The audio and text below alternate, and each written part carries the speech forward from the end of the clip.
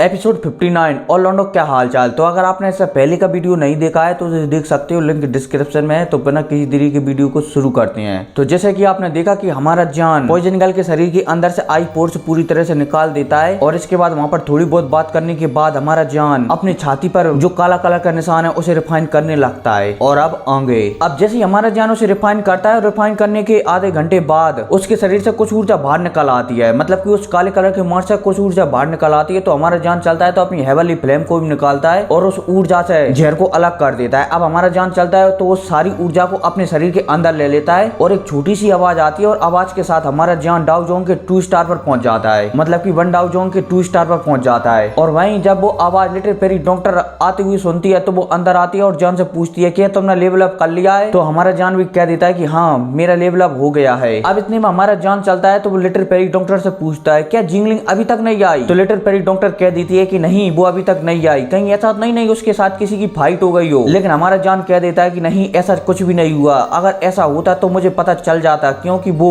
मेरा पपेट है। हम ऐसा करते हैं, हम 2 दिनों तक और जिंगलिंग का इंतजार करते हैं। अगर जिंगलिंग 2 दिनों के अंदर नहीं आई तो हम 2 दिनों के बाद उस रैंक 7 के जानवर पर आक्रमण कर देंगे और उसे मार डालेंगे। तो पॉइजन गर्ल चलती है तो वो भी अपना सिर हिलाती है। अब इतने में सीन शिफ्ट होता है और एक दिन बाद का सीन बताया जाता है जहां पर मतलब कि जहां हमारा जान इंतजार कर रहा होता है। तभी एक वहां पर सांव की आवाज आती है और वहां पर हमारे जान का डेमन पपेट और जिंगलिंग आ जाती है। जब जिंगलिंग जान को देखती है और जान जिंगलिंग को देखता है तो जान जिंगलिंग से पूछता है कि तुम्हें इतना टाइम कैसे लग गया। तो जिंगलिंग जान से बताती है कि मैंने जड़ी बूटियां तो 2 दिन पहले ही ढूंढनी थी, लेकिन यहाँ पर आइस लेवर वैली के कुछ बंदे आ रहे हैं तो मैं उनका पता लगाने में लग गई। और 2 दिनों में मैंने उनका पता लगाया कि उनके साथ एक 1 डाउ जोंग लेवल का 9 स्टार का बंदा है और तो और वो कभी भी 2 डाउ जोंग लेवल पर पहुंच सकता है। और तो और इसके अलावा आइस लेवर वैली की कई एक्सपर्ट भी उनके साथ हैं। और यह जान जब सुनता है जिंगलिंग की बातों को तो वो शॉक्ड हो जाता है क्योंकि वो जानता है कि वो अभी 1 डाउ जोंग के 9 स्टार वाले बंदे को इतनी आसानी से नहीं हरा सकता था। और तो और उनके साथ कई आइस लेवर वैली के एक्सपर्ट हैं। इसलिए अब यहाँ पर जान हमारा तुरंत फैसला लेता है कि हम सबसे पहले यहाँ से निकलकर उस रैंक 7 के जानवरों को मारेंगे। अब इसी के साथ यहाँ से ये सभी लोग निकलते हैं और फिर एक वक्त बाद का सीन बताया जाता है जहाँ पर सभी लोग ठाड़े हुए थे। वहीं हमारा जान चलता है तो लिटिल फेरी डॉक्टर से कहता है कि मुझे बताओ कि वो बीस्ट कहाँ है। तो वहीं लिटिल फेरी डॉक्टर चलती है तो अपनी शक्तियों को चारों तरफ फैलाने लगती है क्योंकि उसकी पॉइजन बॉडी के हिसाब से उस बीस्ट को ढूंढना बहुत ही आसान था। अब 5-6 मिनट बीत जाते हैं और 5-6 मिनट बाद पॉइजन गर्ल एक डायरेक्शन बताती है, मतलब कि एक दिशा बताती है कि उस दिशा में हमें वो पॉइजन बीस्ट मिलेगा। तो जान और सभी लोग चलते हैं तो उस दिशा में जाने लगते हैं। और वहीं हमारा जान रुकता है और जिंगलिंग से कहता है कि तुम्हारा हमारे साथ आना अच्छा नहीं होगा, इसलिए तुम अब यहीं पर रुकोगी और छुपी रहोगी। और वहीं लिटिल फेरी डॉक्टर चलती है तो वो जिंगलिंग से कहती है कि जान तुम्हें जो गोली दी थी कुछ समय पहले उसे खा लो क्योंकि यहाँ आसपास बहुत ज्यादा पॉइजन है जो तुम्हें नुकसान पहुंचा सकता है। उस गोली के खाने के बाद ये पॉइजन तुम्हारा कुछ भी नहीं बिगाड़ पाएगा। अब यह कहती ही लिटिल फेरी डॉक्टर और हमारा जान वहां से चले जाते हैं। अब इसी के साथ यहाँ से सीन शिफ्ट होता है और हमें एक माउंटेन का सीन बताया जाता है, मतलब कि इसी माउंटेन के एंट्रेंस का सीन बताया जाता है जहाँ पर बहुत लोग ठाड़े हुए हैं और वो सफेद कपड़े पहने हुए हैं। और उन बहुत लोगों में से 4 लोग मैन है जो कि सबसे आगे ठाड़े हुए हैं और उन 4 लोगों में से एक लोग आगे ठाड़ा हुआ है, मतलब कि एक बुड्ढा आगे ठाड़ा हुआ है और उसके हाथ में एक छड़ी पकड़ी हुई है। और वो छड़ी है ना वो किसी सांप के जैसे लग रही है, यहाँ तक कि वो छड़ी की आंखें है ना वो भी किसी असली सांप की तरह आंखें मिचका रही हैं। और हाँ अब मुझे पता नहीं कि सांप आंखें मिचकाता है या फिर नहीं मिचकाता, लेकिन वो छड़ी आंखें मिचका रही है। और तो और उस छड़ी से लगातार ठंडक निकल रही है और उस ठंडक में जहर भी निकल रहा है। अब इतने में यहाँ पर आसपास लोगों को बताया जाता है जो कि उस योद्धा के बारे में बात कर रहे होते हैं कि आइस लेवर वैली ने 4 बुड्ढों को भेजा है और इनमें से पहला बुड्ढा तो बहुत ही ज्यादा पावरफुल है, इसका नाम शायद टियानची है। और भाई उस आदमी की इस बात पर एक आदमी बोलता है कि कैसी बात कर रहे हो, भला आइस लेवर वैली टियानची को यहाँ पर क्यों भेजने लगा। लेकिन जब वो आदमी उस बुड्ढे के हाथ में वो छड़ी पकड़ती हुई दिखता है तो वो भी शॉक्ड हो जाता है कि ये तो सच में टियानची है। अब इतने में टियानची को बताया जाता है जो कि वहां पर चुपचाप ठाड़ा हुआ था और वो कुछ देख रहा था। वो एक टीवी टाइप का कुछ बर्फ का पकड़ा हुआ था और उसमें देख रहा था ये तो वही तीनों हैं जिन्होंने मेरे तीनों बुड्ढों को मारा है। और मुझे लगता है कि ये लड़का ही सबसे ज्यादा पावरफुल है इनमें से। और मुझे पता नहीं था कि इस लड़की के पीछे इतने पावरफुल लोगों का हाथ होगा। हालांकि मैंने इससे पहले इस लड़के को यहाँ पर कहीं भी नहीं देखा। मुझे लगता है कि ये लड़का पिन रीजन का नहीं है बल्कि कहीं और से आया है यहाँ पर। लेकिन खैर जो भी हो अब इस लड़के को मरना ही होगा मेरे हाथों से। अब इतने में टियानची चलता है तो पीछे अपना सिर हिलाता है और कहता है कि सभी लोग आ चुके हैं। तो वहीं वो तीनों बुड्ढे बोल देते हैं कि हाँ सभी लोग आ चुके हैं, बस आपके ही कहने का इंतजार है। तो वहीं टियानची कहता है कि चलो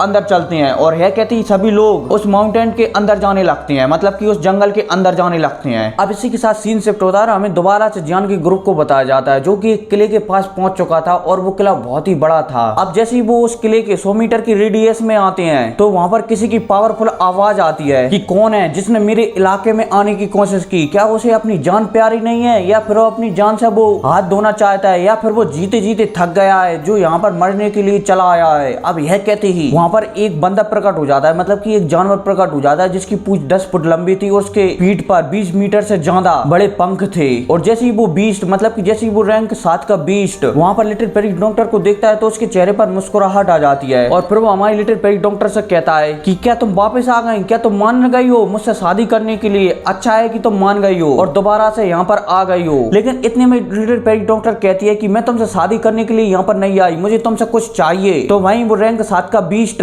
लिटिल पेरी डॉक्टर से कहता है कि तुम्हें क्या चाहिए मुझे बताओ, मैं वो तुम्हें ला कर दूंगा, तुम्हें मांगने की कोई जरूरत नहीं है, तुम मुझ पर हक जता सकती हो कि मुझे वो चीज चाहिए, मैं वो चीज तुम्हें पक्का ला कर दूंगा, सिर्फ बस इसके लिए तुम्हें मुझसे शादी करनी होगी। अब इतने में लिटिल पेरी डॉक्टर कहती है कि मुझे तुम्हारे अंदर जो पत्थर है, जो क्रिस्टल है वो चाहिए। और जैसे ही वो रैंक 7 का बीस्ट लिटिल पेरी डॉक्टर की वहां पर ऐसी बातें सुनता है तो वो शॉक्ड हो जाता है क्योंकि वो जानता है कि अगर उसके शरीर से वो पत्थर निकला तो वो जिंदा नहीं बचेगा। लेकिन इतने में वो गुस्सा होते हुए लिटिल पेरी डॉक्टर से कहता है कि क्या तुम्हें पता है कि तुम क्या मांग रही हो। लेकिन फिर वो वहां पर मुस्कुराते हुए कहता है कि ठीक है, तुमने ऐसी बात कही है तो मैं तुम्हें सजा दूंगा, लेकिन मैं तुमसे प्यार करता हूं इसलिए मैं तुम्हें सजा नहीं दे सकता, लेकिन अब तुम्हारी सजा इस लड़के को मिलेगी। और इतना कहते ही वो हमारे जान की ओर एक पावरफुल अटैक लॉन्च कर देता है और वहीं हमारा जान चलता है तो अपनी 3000 टेक्निक की सहायता से वहां से गायब हो जाता है। और एक पल बाद वो अटैक वहां पर जान का पड़ता है धड़ाक और वहां पर एक छोटा सा धमाका होता है। लेकिन जान को इतनी फुर्ती से वहां तक गायब होते हुए देखकर वो एक और अटैक हमारी जान की ओर शूट करता है, लेकिन हमारा जान वहां पर अपनी इफेक्टिव बॉडी का इस्तेमाल कर वहां से भी गायब हो जाता है। और रैंक 7 के बीस्ट का हमला जब हमारी जान की बॉडी से पड़ता है तो वो बॉडी ब्लास्ट हो जाती है। अब 2 बार अपने हमले से बचते हुए देखकर ये मैजिकल बीस्ट भी शॉक्ड हो जाता है और वो कहता है कि लड़के शायद मैंने तुम्हारी काबिलियत को कम आंक लिया है, लेकिन कोई बात नहीं, अब तुम नहीं बचोगे। और यह कहती वो हमारी जान पर एक और अटैक करने ही वाला होता है तभी उसके पीछे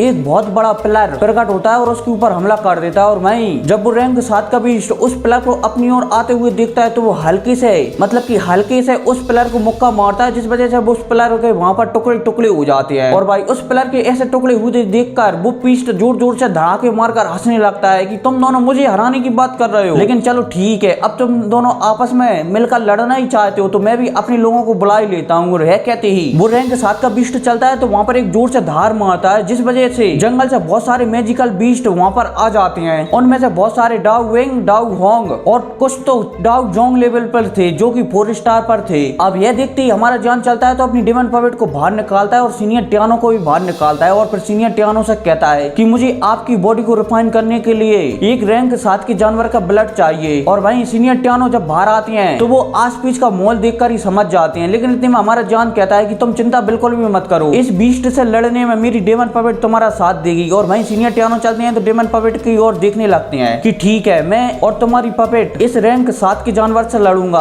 और तुम और पॉइजन गर्ल इन वांकी के जानवरों को संभालो। अब यह कहते ही सीनियर टियानो उस पर हमला करने ही वाले थे तभी वो मैजिकल बीस्ट वहां पर कहने लगता है कि पता है कि मैं कौन हूँ, लेकिन सीनियर टियानो उसकी बात नहीं सुनते और वहीं डेमन पपेट चलती है तो उस बीस्ट पर हमला कर देती है। हालांकि यहाँ रैंक 7 के जानवर ने कुछ बात कही थी, लेकिन हमारे जान को और सीनियर टियानो को उस बातों से घंटा भी फर्क नहीं पड़ता और वो तो उस पर हमला करने लगते हैं। अब इतने में सीन शिफ्ट होता है और हमारे जान को बताया जाता है जो कि वांकी की योद्धाओं से मतलब कि वांकी के जानवरों से लड़ने के लिए चला जाता है। अब वहीं हमारी लिटिल पेरी डॉक्टर और जान ढूंढ रहे होती हैं कि वो 2 डाउजोंग लेवल के मैजिकल बीस्ट कहां पर हैं, लेकिन वो कहीं पर नहीं मिलते। लेकिन इतने में उन दोनों के सामने 2 बहुत ही बड़े बड़े जानवर आ जाते हैं और उन दोनों जानवरों के ऊपर एक एक आदमी खड़ा हुआ था। उनमें से एक आदमी था जो बहुत ही लंबा था और उसमें से एक आदमी था जो बहुत ही छोटा था। हमारा जान उन दोनों को देखकर ही समझ जाता है कि ये डाउजोंग लेवल के 2 मैजिकल बीस्ट है। अब इतने में यहाँ पर लिटिल पेरी डॉक्टर जान से कहती है कि मैं इन दोनों मैजिकल बीस्टों को संभालती हूँ, तो वांकी के सभी मैजिकल बीस्टों को संभालो। और यह कहती है वो अपने काम में लगने वाले थे तभी उन दोनों मैजिकल बीस्टों की आवाज आती है, क्या तुम्हें लगता है कि तुम हमें हमारी जगह पर आकर हमें हरा सकते हो। लेकिन इतने में लिटिल पेरी डॉक्टर उन दोनों मैजिकल बीस्टों से कहती है कि जरा अपने राजा की ओर देखना। और वहीं जब वे दोनों मैजिकल बीस्ट मतलब कि टिंगा आदमी और लंबा आदमी अपने राजा की ओर देखती हैं तो वो शॉक्ड हो जाते हैं क्योंकि उन तीनों की फाइट एकदम बराबर चल रही होती है। मतलब कि सीनियर टियानो, जान की पपेट और वो रैंक 7 का बीस्ट, उन तीनों की फाइट एकदम बराबर की चल रही होती है। अब इतने में दोनों बीस्ट मतलब कि एक लंबा था और एक टिंगा और मोटा था।